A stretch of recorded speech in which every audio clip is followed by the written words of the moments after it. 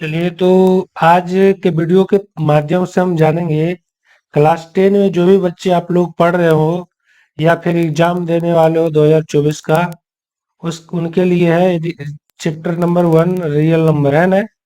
इसमें प्रश्नावली 1.1 में जितना भी प्रश्न है टोटल को कवर कर रहे हैं, एनसीईआरटी बुक से पढ़ा रहे हैं ना।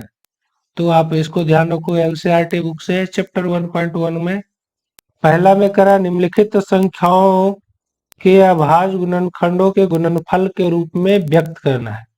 अभाज्य गुणनखंड के गुणनफल के रूप में हमको इसको व्यक्त करना है। तो इसके लिए आपको क्या करना है, सबसे पहला बोल रहा है 140 है ना, 140 है, इसका हमको क्या करना है, अभाज्य गुणनखंड के रूप में व्यक्त करना है। तो इसका जब आप अभाज्य गुणनखंड निकालोगे तो 2 गुना फिर 5 गुना 7 आ जाएगा, ठीक है ना। तो इसको चाहो अगर निकालने नहीं आता है, दिक्कत परेशानी हो रहा है, तो इस प्रकार से आप जैसे एलसीएम निकालते हो उसी प्रकार से निकाल सकते हो। 2 बार में 70, फिर 2 बार में लगाओगे 35, फिर 5 बार में आप लगाओगे है ना, तो आ जाएगा इधर 7। इस प्रकार से आप इसका गुणनखंड लिख सकते हो। तो ये कितना इजी वे में बन जाएगा, आप इसको आराम से कर लोगे है ना। ऐसा प्रश्न पूछता है इसमें आपको, या फिर इसको ऐसे लिख सकते हैं, 2 पे 2 गुने 5 और गुने 7। इसमें प्रश्न क्या आपको पूछ लेगा कि 2 का घात कितना होता है। प्रश्न पूछ लेगा 2 का घात क्या होगा, तो आपका हो जाएगा इसका आंसर 2। 2 पे पावर कितना है, 2 है, तो ही घात होता है, तो 2 का पावर कितना है, 2 ही घात है। तो ऐसा है प्रश्न आपको पूछता है, कहा देगा 140 में 2 का घात निकाले, तो ऐसे करके निकालना है। उसी प्रकार से चाहो तो देखो इसमें एक और 5 नंबर भी देख लेते हैं, 7400 कितना 29 है। तो इसका आप गुणनखंड करने निकलोगे तो बड़ा ही क्या है, मिलेगा ही नहीं। इसके लिए आपको सबसे पहले क्या करना है, 17 से डिवाइड करना है। 17 से आप डिवाइड करोगे तो भाग देने के बाद कुछ आपका अच्छा खासा बड़ा नंबर आएगा है ना। 7400 कितना 29 है, भाग करेंगे इसको हम 17 से है ना, तो आपको आ जाएगा 437 आ जाता है। उसी प्रकार से फिर इसको आप 3 से भाग करो, 19 से करोगे तो इसका गुणन कट के आएगा 23। इसका जो आपका 7400 जो 29 है, इसका अभाज्य गुणनखंड आपका हो जाएगा 17 गुने 19 गुने 23। तो इस प्रकार से किसी भी नंबर का आप अभाज्य गुणनखंड निकाल लोगे, ठीक है ना। अगला प्रश्न पे चलते हैं। चलिए तो अगला अगला प्रश्न है दूसरा नंबर, पूर्णांकों के निम्नलिखित युग्मों के एचसीएफ और एलसीएम ज्ञात कीजिए और इसकी जांच कीजिए कि दो संख्याओं का गुणनफल बराबर होता है एलसीएम गुने एचसीएफ होता है, ठीक है ना। तो इसके लिए हमको सबसे पहले क्या करना है, पहला नंबर प्रश्न कह रहा है 26 और 91 का एलसीएम और एचसीएफ निकालना है और साथ में चेक भी करना है। सबसे पहला 26 का आप क्या करोगे, इसका अभाज्य गुणनखंड निकालोगे, तो 2 गुना हो जाएगा आपको 13, 13 दूनी 26 होता है। फिर 91 है, तो 91 का है ना, 91 है तो 91 का सबसे पहले निकालोगे तो इसका आ जाएगा 7 गुने 13, 93 होता है। उसके बाद हमको क्या करना है, इसका एचसीएफ निकाल लेंगे। इसका क्या निकाल लेंगे, एचसीएफ। एचसीएफ निकालोगे तो एचसीएफ बराबर आपका आ जाएगा, सबसे पहले जो कॉमन इसमें जो दोनों में होता है, दोनों में जो कॉमन हुआ है ना, 13 13 दोनों में मिल रहा हो, इसका क्या हो गया, एचसीएफ हो गया। और तो मिल रहा है नहीं। और जबकि एलसीएम निकालना हो तो क्या करते हैं, जो कॉमन हो रहा हो, जैसे मेरा जो कॉमन हुआ 13, सबसे पहले तो उसी को नोट करेंगे, उसके बाद जो कॉमन नहीं भी होता उसको भी लिख लेते हैं, तो 2 गुना 7 लिख लेते हैं। तो इस प्रकार से हो गया 13 छब्बीस 26 गुना 7 करेंगे, 26 7 82 है ना, 182 आ जाएगा।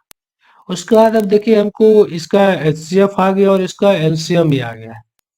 उसके बाद हमको क्या करना है, यहाँ से हमको चेक करना है, जांच करना है।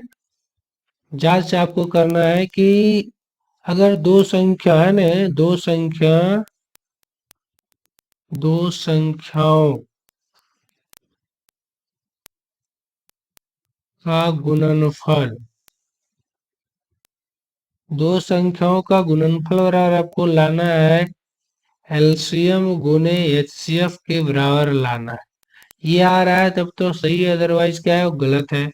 सबसे पहले आपको क्या करना है, यहाँ पे दो संख्या लिखना है, तो पहली संख्या 26 है और दूसरी संख्या 91 है ना। तो 26 और 91 है, और इधर आपका एलसीएम कितना आ गया 182, और एचसीएफ कितना आ गया 13। तो उसके बाद दोनों को तरफ गुना करना है, अगर बराबर आ गया तो अच्छा बात है, आना ही चाहिए है ना। नहीं आ रहा है तो गलत है आपका बना हुआ एलसीएम और एचसीएफ। तो 26 का पारा पड़ेंगे, 26 से कहें 26, बाकी बच गया 2। 26 से कहें 26, बाकी बचा मेरे पास 2, और 26 सते 2 3 4, इसमें 2 जोड़ देंगे तो हो जाएगा कितना 236 हो जाएगा, यानी 2366 आ गया। और इसको 13 से मल्टीप्लाई कर लेंगे तो 13 दूनी 26, बाकी 2 हो गया। 13 तिरठी, उसके बाद त्रियोठी चलवतल से और 2, सॉरी 13 दूनी 26 का 6 लिखेंगे यहाँ है ना, 26 का 6 लिखेंगे, फिर तिरठी चलवतल से बाकी 2 था 104, और 2 106 हो गया, बाकी बचा 10। 10 13 इकाई 13, 13 10 23, दोनों तरफ बराबर आ गया। एलएचएस आरएचएस आपका जो है क्या है, एलएचएस बराबर आरएचएस आ गया, दोनों साइड बराबर आ गया, निकालने का मतलब कि दो संख्याओं का गुणनफल और एलसीएम और गुणी एचसीएफ दोनों बराबर आ गया। तो आपका एलसीएम और एचसीएफ दोनों बना हुआ जो क्या है बिल्कुल सही है। तो इस प्रकार से आप चेक कर सकते हो, ठीक है ना। अगला प्रश्न देखते हैं, बाकी इसमें जो भी है जैसे 2 नंबर 3 नंबर है, आप इसको इसी प्रकार से आप बनाओगे। तीसरा नंबर प्रश्न मेरा है,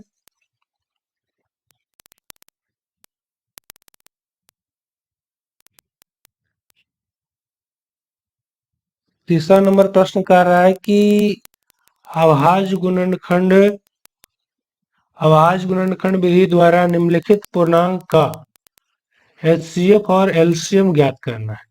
अभाज्य गुणनखंड विधि से क्या करना है, इसका एलसीएम और एचसीएफ निकालना है। सबसे पहला नंबर आप देखो तो पहला में हमको दिया है 12, 15 और 21, इसका एलसीएम और एचसीएफ निकालना है। तो अगर हमको निकालना है इसका एलसीएम और एचसीएफ, तो सबसे पहले 12 लिखेंगे, इसका अभाज्य गुणनखंड लिखेंगे तो दो गुना होता है 3, दो दूनी 4, 4 तिया 12 हो गया। 15 है तो 15 को आप लिखोगे 3 गुने 5 लिखोगे, ठीक है ना। फिर 21 है, 21 तो 21 को आप लिखोगे 3 गुने 7 लिखोगे। मैं थोड़ा आगे करके लिखा हूँ इसलिए ताकि बाद में मिलाने में इजी हो। तो सबसे पहले इसमें क्या है, हमको एचसीएफ निकालना है। तो एचसीएफ निकालना हो तो देखेंगे ये तीनों में जो कॉमन हो रहा है ना, तीनों में, यहाँ तीनों में जो कॉमन हो रहा है उसको देखेंगे। तो तीनों में देखेंगे कॉमन क्या हो रहा है मेरा 3, जो दोनों तीनों में जो मिलेगा वही क्या हो जाएगा मेरा कॉमन होता है। या फिर इसको आप इस प्रकार से भी लिख सकते हो, 2 पे पावर 2 गुने 3 पे पावर 1, फिर लिख सकते हो 3 पे पावर 1 बराबर 5 पे पावर 1 बराबर 3 पे पावर 1 गुने 7 पे पावर 1। तो इसमें जो मिलने वाला एलसीएम में जो मिनिमम पावर मिलने वाला होता है 3 3 सब में मिल रहा है, तो इसका जो है एचसीएफ सॉरी एचसीएफ जो होगा 3 होगा, ठीक है। जबकि अगर एलसीएम निकालने का बारी आए तो सबसे पहले जो मिल रहा हो इसमें उसको 3 3 सब में मिल रहा है तो पहले 3 को नोट कर लो। बाकी देखो इस सब में कुछ मिल रहा है तो नहीं मिल रहा है, 2 भी नहीं मिल रहा है किसी में, 2 2 किसी में नहीं मिल रहा है तो दोनों को नोट कर डालेंगे। फिर 7 है, 7 भी नहीं मिल रहा है, 5 भी नहीं मिल रहा है और 7 भी नहीं मिल रहा है, तो यहाँ पे 5 गुने 7 कर देंगे, ये आपका हो जाएगा एलसीएम। तो इसको गुना करेंगे तो 3 दूनी 6, 6 दूनी 12, 12 पचास 60, 60 60 गुने 6 तो 6 7 42, 420 आ जाएगा। इसका कितना आ जाएगा 420 एलसीएम और एचसीएफ कितना आ गया 3 आ गया। इसी प्रकार से आप निकाल सकते हो, है ना। किसी का भी निकाल सकते हो, जैसे ये सेकंड नंबर है, सेकंड का भी आप निकाल सकते हो। 17 है तो 17 का 1 गुने 17 इसको लिख सकते हो, क्योंकि ये अभाज्य संख्या है। फिर उसी प्रकार से 23 है तो 1 गुने 23 ही लिख सकते हो, क्योंकि ये भी अभाज्य संख्या है। अभाज्य संख्या का सिर्फ दो ही गुणनखंड होता है, एक और खुद। तो यहाँ फिर से 1 गुने हो जाएगा 29। तो इसका एचसीएफ निकालोगे तो क्या होगा, तो सब में तो एक एक ही मिल रहा है, तो एचसीएफ 1 हो गया। जबकि एलसीएम निकालने का बारी आएगा तो आप 13 गुने 23 गुने 29 कर लोगे, यही आपका आ जाएगा आंसर, है ना। तब का जो भी इसका गुणनखंड आएगा उसको गुना गुना कर लेंगे तो गुणनफल इसका आंसर हो जाएगा। ठीक है, तो इस प्रकार से आप निकाल सकते हो। अगला प्रश्न देखते हैं। कह रहा है कि एचसीएफ बराबर हमको दिया हुआ है 9, और एलसीएम हमको क्या करना है, इसका ज्ञात करना है। और जबकि हमको यहाँ पे दो संख्या, पहली संख्या और ये दूसरी संख्या दिया हुआ है, पहली संख्या और दूसरी संख्या दिया हुआ है, तो एलसीएम ज्ञात करना है। तो वो देखिए एलसीएम बराबर हमको ज्ञात करना है, तो एलसीएम बराबर होता है पहली संख्या गुणे दूसरी संख्या होता है, पहली संख्या गुणे दूसरी संख्या बटे एचसीएफ हो जाता है। तो यहाँ पे आप देख रहे हो एलसीएम निकालना है हमको, किसका निकालना है एलसीएम, 306 और 657 का। जबकि यहाँ पे हमको पहली संख्या के तौर पे 306 है और दूसरी संख्या 657 है, और एचसीएफ निकालना है तो इसका एचसीएफ तो ऑलरेडी दिया हुआ 9, तो 9 हो गया। अब इसको आपको डिवाइड कर लेना है 9 से, और 9 इक्का 9, 9 सती 63, बाकी बच गया 2, और ये हो गया 23 बार, 3 बार में कट गया, 9 3 तो 306 और गुना 73 कर देंगे, इसका जो गुणनफल आ जाए, है ना, इसको गुना कर लेंगे। तो गुना कर लेते हैं, कितना जाता है, 306 गुना 73, थोड़ा गुणनफल बड़ा है तो गुना कर लेंगे। 6 तिया 18 का 18 ही लिख देते हैं, 3 तिया 9 लिख देते हैं। 6 सते 42 हो गया, 7 तिया 21 हो गया। इसको लिखोगे 8 3 9 4 13 1 1 2 और ये 2, यानी कि 22,338 आ जाता है। इस प्रकार से आप इसका क्या निकाल लोगे, एलसीएम। ये प्रश्न बार बार पूछता है एग्जाम में, है ना, इसलिए आप इसको ध्यान में रखोगे। प्रश्न को ये क्या है, बार बार पूछा जाता है।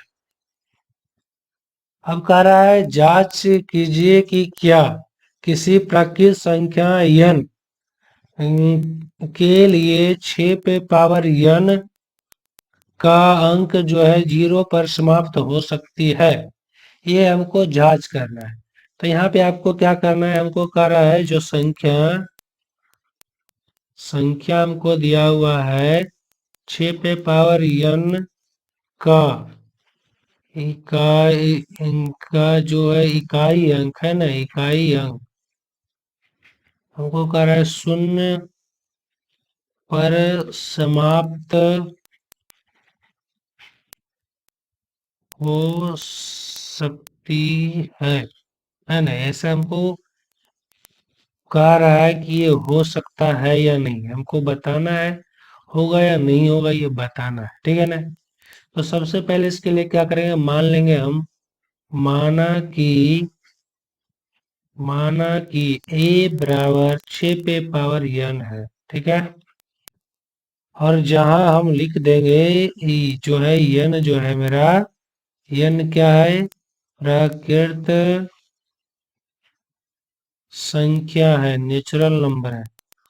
और अर्थात इसको लिख सकते हैं, अर्थात n बराबर 1 2 3, है ना, गिनती का जो भी संख्या होता है सारा का सारा हो जाएगा, तो n बराबर हो गया। तब देखो इसको हम लिख सकते हैं a बराबर 2 गुने 3, छो को तो इतना लिख सकते हैं, इसके ऊपर लिख लेते हैं n, ठीक है। अब इसको लिख लेना a बराबर 2 पे पावर n गुने 3 पे पावर n, है ना, इस प्रकार से लिख ही सकते हैं। रहा है देखो ए जो लिखेंगे अब इसको ए है ए जो क्या है तुम्हारा 2 पे पावर n तथा अम, 2 पे पावर n तथा 3 पे पावर n का गुणनफल है। ऐसा लिखे गुणनफल है। जबकि जबकि हम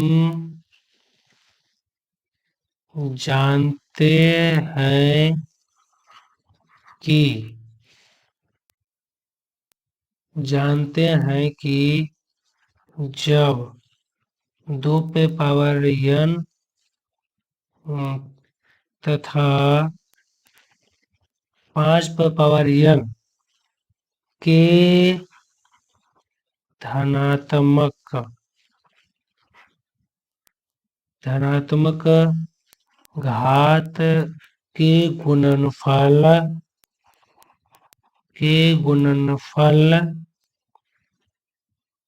ही शून्य होते हैं। ठीक है। न कि न कि किसी अन्य का। अतः 6 पे पावर n शून्य पर समाप्त नहीं हो सकता है। ठीक है ना। इस प्रकार से हमको प्रॉपर लिखना पड़ेगा। ऐसा प्रश्न आता है, ठीक है ना, कि अगर किसी संख्या का पावर n दिया हुआ है, वो संख्या 5 पे समाप्त होगा, 6 पे समाप्त होगा या 0 पे समाप्त होगा। ऐसा प्रश्न बराबर आता है बोर्ड एग्जाम में। ठीक है ना। इसको पर्पज से ध्यान में रख करके आप इस प्रकार से बनाओगे, है ना। पहले उसका गुणनखंड कर लेना है, जिस प्रकार से मैं यहाँ गुणनखंड कर लिया हूँ। 2 पे पावर 3 गुने n पर 2 गुने 3 पे पावर n कर लिया हूँ ना, इसी प्रकार से कर लेना है और बाकी सारा इस प्रकार से लिख लेंगे। ठीक है। अगला प्रश्न है, कराए व्याख्या कीजिए कि इतना और इतना भाज्य संख्या है। क्या ये भाज्य संख्या है ना, क्यों है ये दिखाना है। तो देखो यहाँ पे लिखेंगे 7 गुने 11 गुने 13 और प्लस लिखेंगे 13। तो देखो तो यहाँ से यहाँ तक, इसके बाद ये प्लस है, तो ये दोनों में देख रहे हैं 13 है। 13 को हम क्या कर लेंगे, यहाँ पे कॉमन कर लेंगे तो बच जाएगा 13। 7 गुने 11, ठीक है ना। 13 तो इधर से कॉमन हो ही गया, प्लस इधर से जब 13 कॉमन करेंगे तो 13 का बच जाएगा 1। ठीक है ना।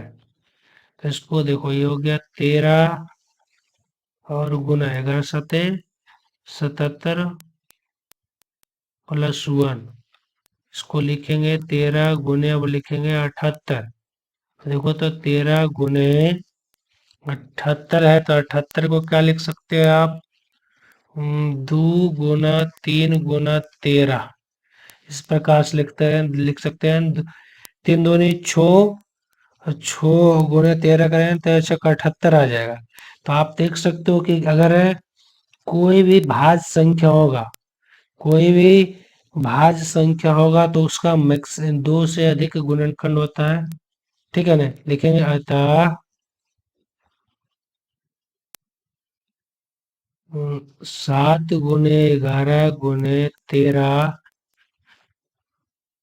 एक भाज्य संख्या है, क्योंकि इसका गुणन क्योंकि इसका गुणनखंड बराबर 7 गुने 11 गुने, सॉरी 7 नहीं आया ना, कितना है इसका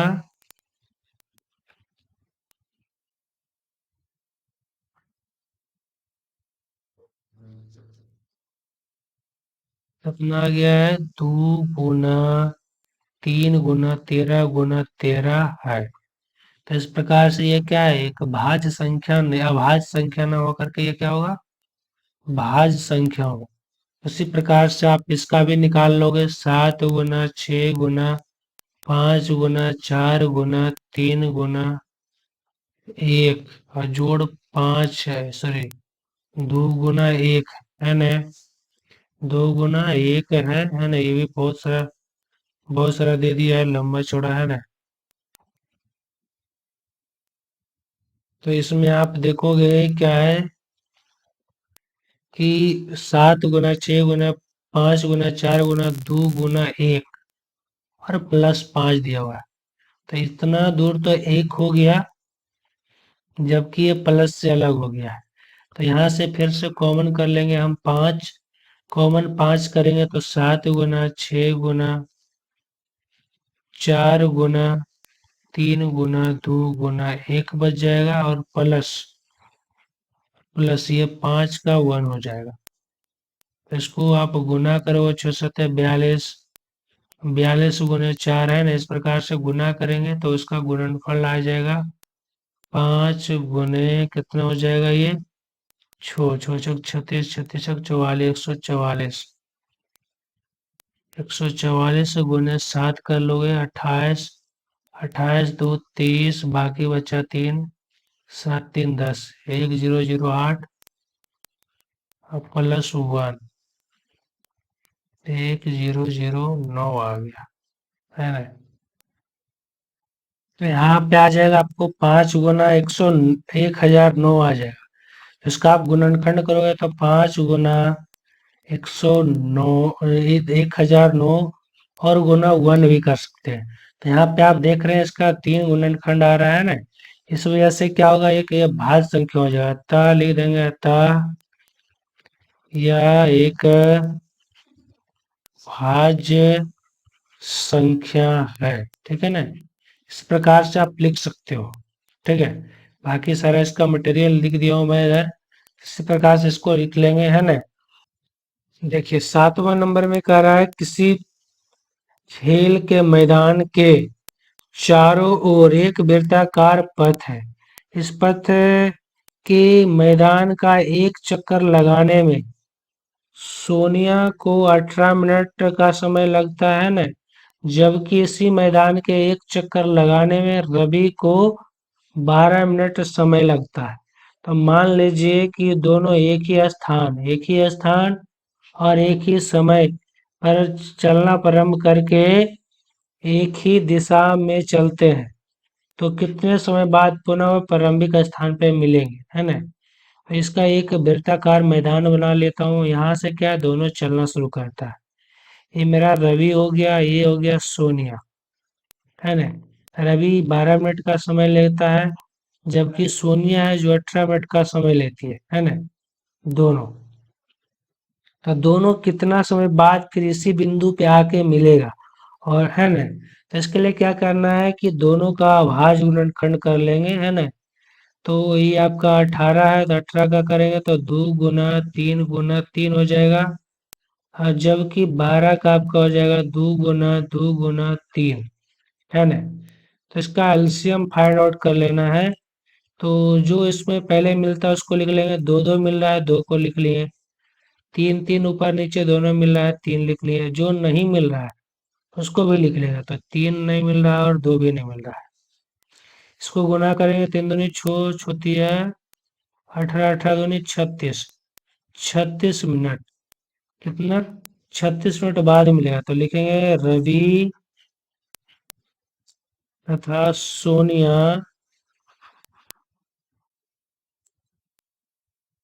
अपने प्रारंभिक प्रारंभिक स्थान पर 36 मिनट बाद मिलेंगे। इस प्रकार से आपको लिखना है, ठीक है ना? तो ये आपका चैप्टर जो 1 था एनसीईआरटी का 1.1, इसमें टोटल इतना ही सारा क्वेश्चन था। इस प्रकार से आप सारा प्रश्न को आप हमारे यूट्यूब चैनल पे देख सकते हो। चैप्टर वाइज चैप्टर में सारा प्रश्न करवाऊंगा, है ना। अगर ये वीडियो आपको अगर अच्छा लगा हो तो सुनिश्चित तौर पे आप सब्सक्राइब कर लें और साथ ही साथ लाइक और शेयर कर दें, ताकि अधिक से अधिक लोगों के पास पहुंच सके। धन्यवाद, फिर मिलेंगे अगले वीडियो में।